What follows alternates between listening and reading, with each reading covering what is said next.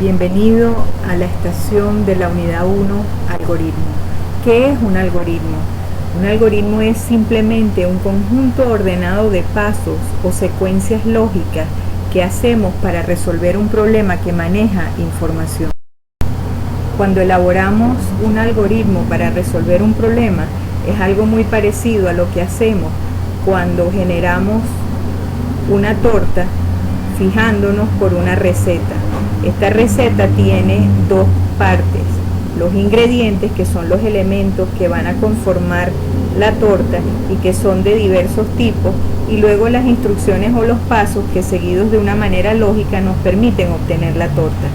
Bueno, en un algoritmo tenemos también dos partes bien diferenciadas: un encabezado donde están las variables y las constantes, que son los ingredientes para utilizar en nuestro algoritmo, y luego viene la segunda parte, que es el cuerpo, conformada por estas instrucciones que de manera lógica resolverán el problema planteado.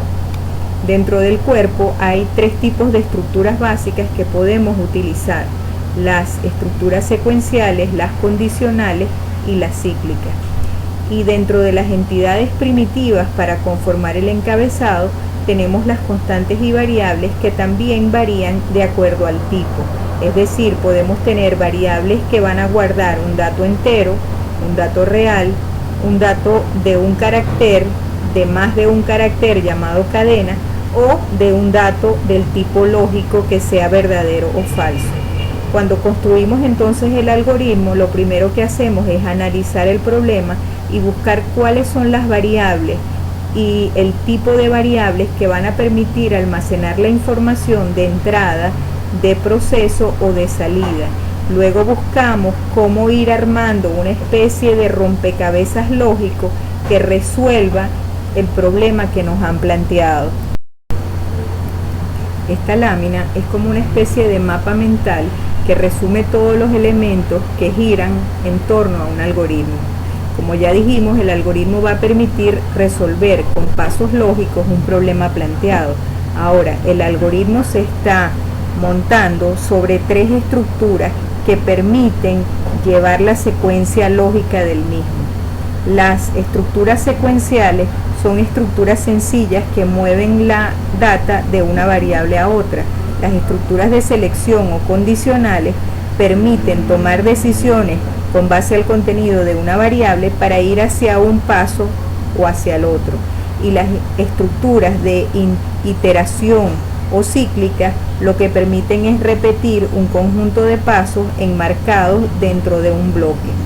Ahora, todas estas instrucciones están manejando las variables o los datos previamente definidos en el encabezado, y estas variables se están combinando en lo que se conoce con el nombre de expresiones. Las expresiones, las veremos en la siguiente estación, no son más que combinaciones de operandos y operadores para movilizar también la información. Supongamos que nos piden escribir los números del 1 al 5. Necesitamos entonces una variable de tipo entero que vaya guardando el número que estamos escribiendo. Esta variable la vamos a llamar i y vamos a definir que es tipo entera. Luego, lo que hacemos dentro del bloque entre inicio y fin es lo que arma el cuerpo del algoritmo. Este cuerpo tiene en este momento a la variable i arrancando en 1, y luego con la estructura para, fin para, lo que estamos es dando 5 vueltas en la variable i y en cada vuelta escribiendo el valor de i. Esto es un ejemplo de un programa o un algoritmo hecho en pseudocódigo. Supón que el mismo problema de escribir los números del 1 al 5 te lo piden, pero ahora en la forma de diagrama de flujo, que es otra de las maneras de expresar un algoritmo. Entonces, ¿qué hacemos? Hacemos una pequeña tabla con las variables y constantes, que serían el encabezado del algoritmo, y luego haríamos con dibujitos interconectados a través de flechas el diagrama de flujo. En este caso está comenzando el diagrama en inicio, está terminando en donde dice fin, inicializa la variable i en 0 y luego va a preguntar que si i es menor o igual que 5, va a escribir i y luego le va a incrementar 1. Entonces el rombo o ese diamante que ves donde pregunta i menor o igual que 5 es lo que está permitiendo que eso dé 5 vueltas, y cuando ya no se cumple sale del lazo. Aquí tienes el mismo problema pero ya codificado utilizando el lenguaje Pascal. Entonces aquí hay unas palabras que son reservadas, que son propias del lenguaje, y otras donde vamos definiendo los nombres de las variables que vamos a utilizar. Por ejemplo, aquí el programa se llama contar y tiene una variable que se llama i, dada por nosotros, podría haberse llamado x o número 1, y luego entre begin y end, que son palabras reservadas, vienen las instrucciones que están permitiendo que la variable i se inicialice en 0 y luego que dé con el lazo for 5 vueltas, escribiendo en cada vuelta el valor de i. Esto lo vamos a ver más adelante.